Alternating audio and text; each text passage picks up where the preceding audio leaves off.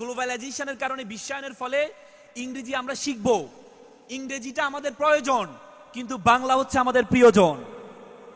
যদি প্রয়োজনের জন্য প্রিয়জনকে দূরে সরিয়ে দিই, তাহলে একদিন এই বাংলা ভাষাটা হারিয়ে যাবে, আমাদের মায়ের ভাষাটা হারিয়ে যাবে। রবীন্দ্রনাথ ঠাকুর বলেছে, আগে আগে বাংলা ভাষার গাঁথুনি, পরে বিদেশি ভাষার পত্তন। 21শে ফেব্রুয়ারি আন্তর্জাতিক মাতৃভাষা দিবস, জানেন তো নাকি? হ্যাঁ, আপনাদের দেশে পালন করা হয়। টিভিতে আজকে আমি যে এখানে আসছি, এখানে যারা আছেন সকলেই ভারতীয়, কিন্তু আমি ভারতীয় ছিলাম, আমরা একসময় তো ভারতীয় ছিলাম, ঠিক না?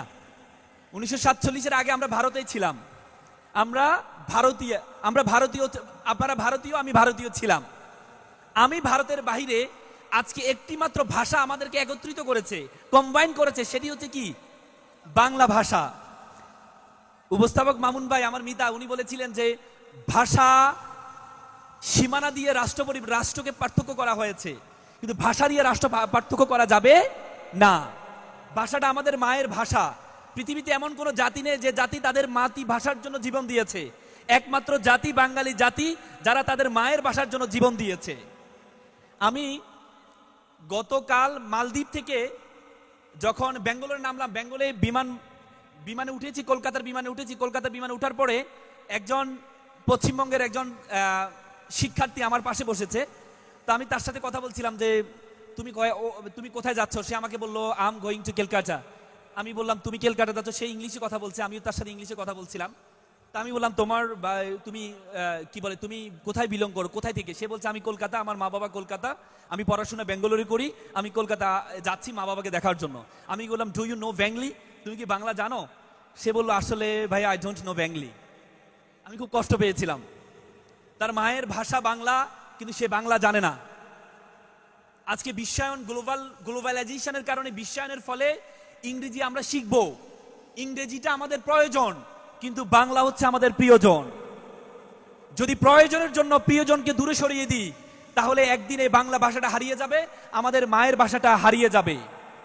রবীন্দ্রনাথ ঠাকুর বলেছে, আগে বাংলা ভাষার গাঁথুনি, পরে বিদেশি ভাষার পত্তন। আজকে এই প্রিয়জন মায়ের ভাষা, আমাদের মাতৃভাষা, সে মাতৃভাষাকে অন্তরে লালন করতে হবে, ধারণ করতে হবে। হাসতে হবে বাংলাতে, কাঁদতে হবে বাংলাতে, খুশি হতে হবে বাংলাতে, খেলা করতে হবে বাংলাতে। প্রত্যেকটা জিনিস, আমাদের বেসিক যে জিনিসটি, সেটি হচ্ছে বাংলা। বাংলা ঠিক রাখতে হবে। সুতরাং পশ্চিমবঙ্গের ভাইদেরকে বলবো, কলকাতার ভাইদেরকে বলবো, আপনাদেরকে সিটি অফ জয় বলা হয়, আনন্দের শহর বলা হয় কলকাতাকে, কিন্তু যদি বাংলা বিলীন করিয়ে দেন। আমি খুব সবচেয়ে ভালো লেগেছে আপনাদের মাননীয় মুখ্যমন্ত্রী, আপনাদের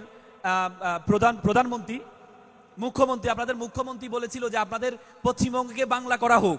আমার খুব ভালো লেগেছে। যদি পশ্চিমবঙ্গকে বাংলা করা হয়, তাহলে এই যে দুই বাংলা নামের ক্ষেত্রে আর কোনো পার্থক্য থাকবে না। মনের ক্ষেত্রে আমাদের কোনো পার্থক্য নেই, কিন্তু নামের ক্ষেত্রে কোনো পার্থক্য থাকবে না ইনশাল্লাহ। আমার খুব ভালো লেগেছিল প্রস্তাবটা। যদি হয়, আমরা খুব খুশি হব। আজকে আপনাদেরকে এই যে সুন্দর আয়োজন করেছে, আয়োজনে আপনাদেরকে আমি বলবো, আমার পার্সোনাল পরামর্শ হচ্ছে, 4টি ভাষা আপনারা শিখবেন। 4টি ভাষা। প্রথম ভাষা হচ্ছে আপনার মায়ের যে ভাষা, সেটি হচ্ছে বাংলা ভাষা। আরেকটি হচ্ছে আপনার রাষ্ট্রীয় ভাষা, হিন্দি আপনার রাষ্ট্রীয় ভাষা, সেটি আপনি ভালো করে জানবেন। তারপরে হচ্ছে ইন্টারন্যাশনাল ভাষা হচ্ছে ইংরেজি, সেটা বিশ্বায়নের যুগে নিজেকে সার্ভাইভ করতে হলে আপনাকে ইংরেজি জানতে হবে, সেটি শিখবেন। আরেকটি হচ্ছে ধর্মীয় ভাষা, সেটি হচ্ছে কি? আরবি ভাষা। ধর্মীয় ভাষা, যে কোনো ধর্ম, হোয়াট এভার ইট ইজ, যে কোনো ধর্ম। আজকে আমাদের মুসলিম ধর্মের আমাদের ধর্মীয় ভাষা হচ্ছে আরবি। আমাদের ধর্মগ্রন্থ হচ্ছে কোরআন, আর হাদিস হচ্ছে আমাদের সর্বকালের সেরা নবী হযরত মুহাম্মদ মুস্তাফা সাল্লাল্লাহু আলাইহি সাল্লাম বলেছেন, তারাকতু ফিকুম আমরাইন লান তাদুল্লু মা তামাসসাকতু বিহিমা কিতাবুল্লাহি ওয়া সুন্নাতুর রাসূল। তোমাদেরকে আমি দুটি জিনিস দিয়ে যাচ্ছি, একটা হচ্ছে কিতাবুল্লাহ, আল্লাহর কিতাব, আরেকটি হচ্ছে সুন্নাতুর রাসূল। সুন্নাতুর রাসূল মানে হচ্ছে হাদিস। এই দুটি জিনিস যদি তুমি আঁকড়ে ধরো, তাহলে তুমি কখনো পথভ্রষ্ট হবে না। তো সুতরাং আজকে আমাদের যে কোরআন, আমাদের যে কিতাব, এই কিতাবটা শুধুমাত্র মুসলমানের জন্য না। আমাদের কোরআনে বলা আছে, শাহরুর রমাদানাল্লাযী উনজিলা ফীহিল কুরআন ওয়া হুদাল লিন-নাস। বলা হয়েছে it's for mankind, it's not for Muslim. এটি শুধু মুসলমানদের ধর্মগ্রন্থ না, এটা সকল মানব জাতির জন্য ধর্মগ্রন্থ। তো সুতরাং আমরা কোরআন এবং হাদিসকে জানার জন্য আরবি শিখবো। তারপরে এখানে হিন্দু ভাইরা আছেন, আমি হিন্দু ধর্ম অনেক পড়েছি, আমার হিন্দু ধর্ম আমার খুব ভালো লাগে। হিন্দু ধর্মে দুই ধরনের ধর্মগ্রন্থ আছে, একটা হচ্ছে শ্রুতি আর একটা হচ্ছে স্মৃতি। শ্রুতি মানে যেগুলো হচ্ছে স্বয়ং সৃষ্টিকর্তা থেকে আসছে, যেমন হিন্দু ধর্মের বেদ হচ্ছে শ্রুতি বলা হয়, উপনিষদকে শ্রুতি বলা হয়। বেদে অনেকগুলো অংশ আছে, ঋগ্বেদ, যজুর্বেদ, অথর্ববেদ, সমবেদ। তারপর উপনিষদ 108টি উপনিষদ আছে। এই উপনিষদ এবং বেদ সংস্কৃত ভাষায় লেখা। অনেকে বলে থাকেন প্রায় 40,000 বছর আগে এই কিতাবটা আসছে, কিন্তু কার মাধ্যমে আসছে সেটাও তো আমরা জানি না, কিন্তু সংস্কৃত ভাষায় এসেছে। তারপরে আপনাদের যেটা স্মৃতি, সেই স্মৃতিটা হচ্ছে আপনাদের রামায়ণ মহাভারত এবং পুরাণ। এটি হচ্ছে স্মৃতি, মানে যেটি হচ্ছে ইতিহাস রিলেটেড, সেটা হচ্ছে স্মৃতি। তো সুতরাং হিন্দু ধর্মকে যদি আপনাকে জানতে হয় তাহলে আপনাকে সাংস্কৃতিক ভাষাটা জানতে হবে। যারা হিন্দু ধর্মাবলম্বী এখানে আছেন আপনাদেরকে সাংস্কৃতিক ভাষাটা জানতে হবে।